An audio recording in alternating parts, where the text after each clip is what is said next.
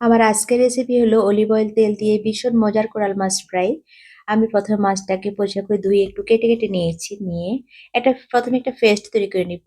এখানে দিয়েছি পরিমাণ হলুদের গুঁড়া দিয়েছি, মরিচের গুঁড়া দিয়েছি 1 চামচ, আদা পেস্ট দিয়েছি 1 চামচ, রসুন পেস্ট দিয়েছি 1/2 চামচ, তারপর দিয়েছি 1/2 চামচ ধনিয়ার গুঁড়া, 1/2 চামচ জিরার গুঁড়া দিয়েছি, টমেটো সস দিয়েছি 2 চামচ।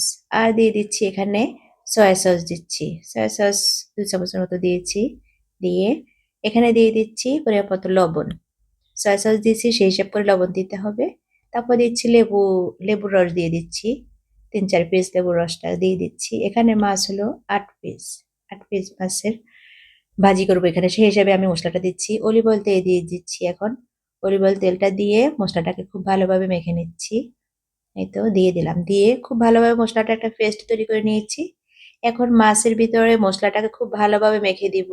একদম এই যে আমি যেভাবে হাত দিয়ে করছি, এইভাবে কিন্তু হাত দিয়ে লাগিয়ে দিতে হবে মসলাটাকে।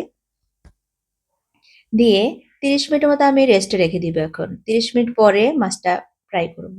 30 মিনিটের আগে অবশ্যই করবা, 30 মিনিট রাখতে হবে তাহলে ভালো লাগবে। এই তো তেলটা গরম হলে দিয়ে দিলাম মাছ। এভাবে আস্তে আস্তে করে মাছটা ফ্রাই করে নিব। এই মাছটা ভীষণ মজা পোলাও দিয়ে, ভাত দিয়ে, এমনকি পরোটা দিয়েও খেতে ভীষণ মজা। ভালো থাকবেন। আসসালামু আলাইকুম।